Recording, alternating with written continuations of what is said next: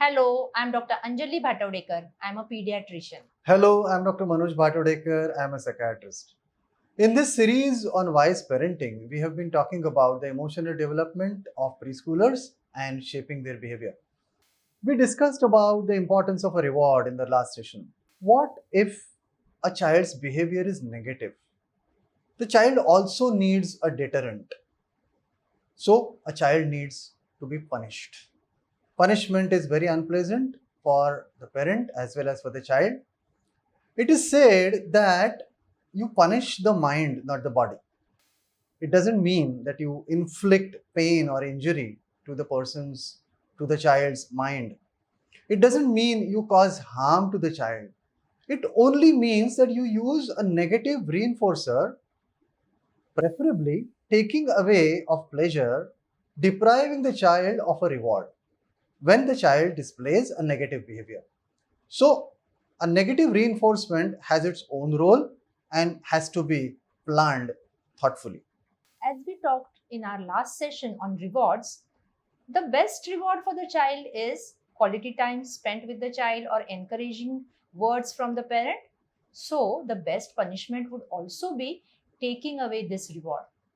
So, if the mother or the father or both the parents indicate to the child through their body language, their behavior, that this particular behavior of the child is not acceptable to them or this particular behavior should not be repeated, I think that message goes to the child much faster and has a long lasting impact.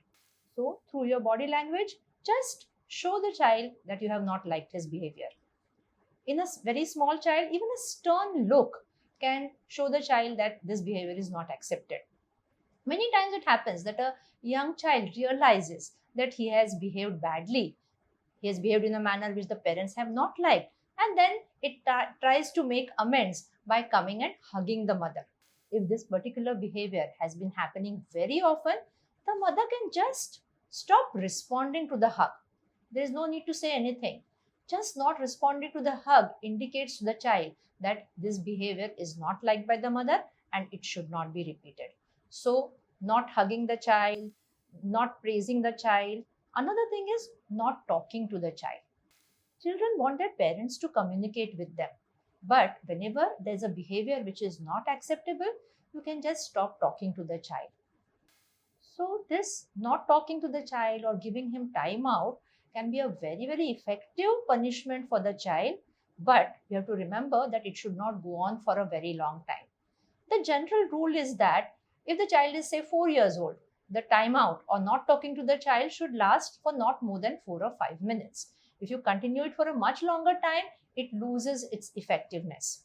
Another thing to remember is some parents give this timeout in a closed space, like they put the child in a bathroom or a toilet and lock the door, or they put the child in a dark room where there is no light and lock the door.